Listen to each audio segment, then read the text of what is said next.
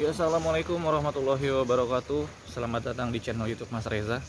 Jadi di pagi hari ini di depan kita sudah ada sebuah mobil keluaran dari Suzuki, yaitu Suzuki SX4. Suzuki dengan varian mesin 1500 yang sama persis seperti adiknya, yaitu Suzuki Swift. Tapi Suzuki SX4 ini beda, meskipun bodinya hatchback, tapi ini diklaim adalah crossover. Dan pada zamannya ini bersaing head to head dengan Nissan Juke, karena memang di zaman 2007 itu belum banyak crossover yang nggak kayak ada Outlander itu belum keluar, dan juga HR-V belum keluar. Langsung kita lihat aja ya. Kenapa disebut dengan crossover? Karena memang ground clearance mobil ini cukup tinggi ya. Jadi mobil crossover itu adalah mobil yang bisa digunakan di segala jalan ya. Di jalan bagus, di jalan kota maupun di jalan yang cukup jelek. Bahkan si mobil ini sempat masuk ke dalam rally waktu itu. Jadi launching di Jepang 2006 dan masuk ke Indonesia tahun 2007. Mobil ini masih statusnya CBU. Modelnya cukup maskulin ya. Jadi mobil ini cukup maskulin, apalagi dia ada aksesoris, maksudnya aksen over fender yang mengelilingi mobilnya sepanjang bodinya ya, mulai dari di fendernya, di side skirtnya, kemudian di bumper depan dan bumper belakang. Mobil ini sebenarnya cukup enak dipakai, tough ya. Meskipun sebenarnya dengan tenaga 104 horsepower, mobil ini juga nggak bisa dibilang cukup ini ya. Sorry 104 PS. Jadi nggak bisa dibilang besar juga tenaganya. Tapi mobil ini juga terkenal bensinnya nggak irit-irit amat. Bensinnya itu di 1.8 sampai dengan 110 tergantung kakinya sekolah apa enggak dan kondisi jalanannya. Nah, masuk ke bagian samping mobil ini, kita bisa lihat bahwa dia sudah menggunakan velg ring 16 yang dibekali dengan teknologi ABS dan EBD. Hanya saja di mobil CBU ini cakram itu hanya di ban depan. Ban belakangnya masih menggunakan tromol biasa. Velgnya R16 ya, dengan ban 205/50 R16. Di bagian samping mobil ini kelihatannya compact ya. Memang mobil ini compact, nggak begitu besar, tapi kita bisa lihat di sini kacanya cukup besar ya. Kacanya cukup besar di bagian depan, bagian belakang, bahkan sampai di belakang sini kacanya cukup besar dan nyambung ke bagian belakang. Nah, yang banyak orang komplain ini adalah di bagian sini nih. Karena pilar A-nya besar, even dikasih kaca yang cukup besar, itu blind spotnya cukup besar. Nanti kita bisa lihat di bagian dalam. Kemudian di bagian samping ada teknologi VVT yang ditempel dan ada spion defendernya. Di kacanya belum ada. Tuas pembuka pintu modelnya ditarik sewarna body, nggak ada aksen chrome sama sekali di bagian depan dan di samping mobil ini. Dan di bagian belakang juga masih menggunakan lampu mika biasa ya. Lampu bohlam dengan mika merah dan bening.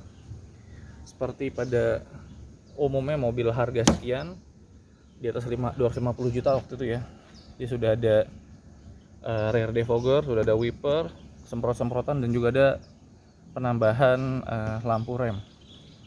Antena di bagian tengah dan roof railnya membuat mobil ini kelihatan lebih macho ya. Jadi sekali lagi mobil ini maskulin banget, kelihatan cowok banget lah. Dan di bagian belakang mobil ini, nah ini cukup manis sih ya. Jadi kita bisa lihat ada skid plate di bagian bawah. Kemudian ada dua titik reflection di bagian tengah bumper, dan ada logo SX4. Nah, ini ada yang crossover, ada yang S-Cross ya. Bahkan yang faceliftnya di tahun 2013 atau 2014 itu dia juga sudah menjadi S-Cross. Ini kekunci. Jadi kita coba masuk dulu aja mobil ini. Nah, ini yang mungkin nggak semua orang bisa nerima ya. Jadi kelihatannya mobil ini tuh besar. Kelihatannya mobil ini besar kacanya. Padahal ketika dibuka pintunya tuh kecil banget. Jadi pintu mobil ini kecil dan berasa banget kecilnya. Jadi ketika kita expect dengan jendela-jendela yang besar, kita buka kacanya pintunya besar, ternyata pintunya kecil dan kacanya juga kecil banget di bagian dalam. Jadi, nah ini door trimnya ya, warna abu-abu hitam. Auto up and down hanya di sisi pengemudi, sisanya manual biasa. ada power door lock, window lock, dan juga ada pengaturan kaca spion yang juga retractable. Ini cluster speedometer dari mobil ini ya. Ada RPM, kecepatan, MID, bukan MID, ini odometer, posisi persneling, dan status hit mobil ini, dan ada juga status bensin. AC-nya buka tutup. Ini hard plastik semua. Setirnya palang 3 sama seperti Suzuki Swift dengan ada audio controlling di sebelah kirinya. Mobil ini juga dilengkapi tilt ya, belum teleskopik. Laci penyimpanan di mobil ini nggak bisa dibilang banyak, standar lah ya.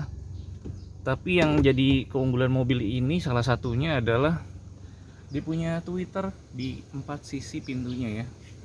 Tweeter, speaker, door pocket. Jadi dia punya 5 titik audio. Nah, kalau kita masuk ke dalam mobil ini, kita bakal ngerasain bahwa di dalam mobil itu ada rasa-rasa kakaknya itu Suzuki Vitara. Ya ini MID-nya sama seperti Suzuki Vitara dan juga Suzuki Swift. Ya kan berasa agak-agak mirip ya. Setirnya, persnelingnya. Langsung kita coba nyalain AC-nya ya. Nah, AC-nya ini masih puter-puteran biasa, tapi sudah cukup lengkap. Ada panas bisa dingin, knop pembuka udara, tombol AC ya dinyalain, dan ada arah semburan yang cukup lengkap ya. Ini buat rear defogger. Audionya sudah diganti jadi aftermarket, harusnya integrate dengan bodinya sama kayak si Suzuki Swift ya, bagus. Dan memang posisi berkendara di mobil ini ya, setirnya tinggi banget ya, jadi emang harus di tilt, yang tiltnya juga nggak jauh-jauh banget, jadi harus di tilt. Ambient light pada mobil ini berwarna orange atau amber. Di bagian tengah ini ada jam, kemudian ada suhu, dan juga ada konsumsi bahan bakar. Jadi MID-nya cuman konsumsi rata-rata dan juga real time konsumsi BBM. Sun visor dia sudah ada kaca tapi belum ada lampunya. Di sini ada reading light 2 titik. Ada console box yang cukup besar dan dalam. Dan joknya seperti ini ya, motifnya corporated, warnanya abu-abu. Handle grip itu modelnya retract, dan spionnya ditempel di tengah dengan Dynamic V biasa. Laci penyimpanan masih di tengah sini besar. Ada power outlet juga, ada power outlet. Dan di bagian sini ada handbrake yang mechanical, dan juga cup holder yang terbuka. Sisanya kita coba masuk ke belakang ya. Jadi nih bisa kita lihat ya, jadi di bagian tengah, bagian depan ini baik passenger maupun driver place itu pintunya tuh kecil, terasa banget kecil, dan pilarnya tuh besar banget. Jadi memang yang membuat mobil ini agak susah, jadi ketika belok ya kita harus benar-benar ngelihat lagi, karena ininya tuh besar banget. Even dia sudah ada tambahan ini ya, tapi kan ngelihat ke sini tuh nggak senyaman kita ngelihat ke depan. Jadi memang kalau mau belok kanan atau kiri ya harus di adjust lagi pandangan kita. Oke, coba kita ke belakang ya. Jadi di belakang kita buka dulu. Jadi di belakang juga nggak bisa dibilang besar, nggak bisa bilang kecil ya, biasa-biasa aja. Kelihatan banget dengan postur tinggi 176, ini nggak terlalu besar, tapi mungkin yang di bawah 170 nih masih acceptable. Dan di bagian belakang ya, door trimnya mah abu-abu juga, ada warna hitam, ada door pocket, ada speaker, dan ada tweeter. Nah ini juga kaca belakang nggak bisa dibuka full ya, cuman sampai sini aja. Jadi even kacanya besar tapi nggak begitu fungsional dalam penggunaannya, meskipun visibilitas yang didapatkan di dalam mobil ini cukup baik. Jadi ketika kamu berada di dalam nih ya, di tengah ini, mobil ini terasa lebih luas karena memang kacanya besar-besar. Di bagian belakang juga ada kaca ya, tambahan ya. Oh ya, di tengah juga sudah ada armrest yang nggak ada cup holdernya, karena cup holdernya di door trim, dan ada 3 titik seat belt Meskipun yang di tengah cuman seperti itu ya. Langsung kita ke bagian belakang mobil ini. Nah ini dibuka dengan micro button ya, bukan handle biasa. Nah ini mobil ini harusnya memang ada tray di sini, tapi memang sudah dicopot. Nggak bisa dibuat rata lantai, dan ini memang agak masuk ke dalam ya.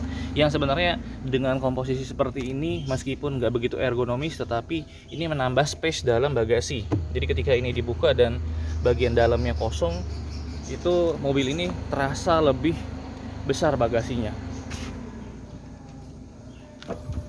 Ya, di belakang juga ada tambahan lampu buat plat nomornya.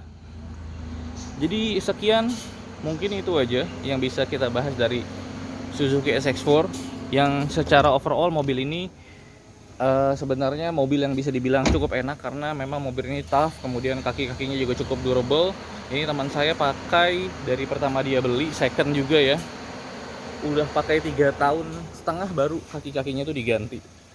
Jadi memang Suzuki itu memang enak, tapi kenapa nggak banyak orang yang minat sama Suzuki? Ya mungkin karena logonya seperti ini ya. Karena si Suzuki-nya itu sendiri brandnya memang nggak sekuat Toyota, Honda, atau Daihatsu yang lebih terjangkau lah ya after sales-nya. Oke, sekian video dari Mas Reza. Mudah-mudahan bermanfaat buat yang baru gabung. Boleh juga di subscribe channelnya biar makin banyak yang nonton, juga bisa di subscribe. Semoga bermanfaat, dan yang sudah menggunakan SX4 boleh nambah-nambahin kalau memang penjelasan saya kurang lengkap. Oh ya, satu lagi terakhir, pasaran mobil ini di tahun 2021 untuk 2007 sampai 2009 yang pra facelift seperti ini, harga pasarannya mulai dari 60 sampai 80 juta tergantung kondisinya, dan yang facelift itu masih di atas 80 juta. Oke, sekian. Terima kasih. Assalamualaikum warahmatullahi wabarakatuh.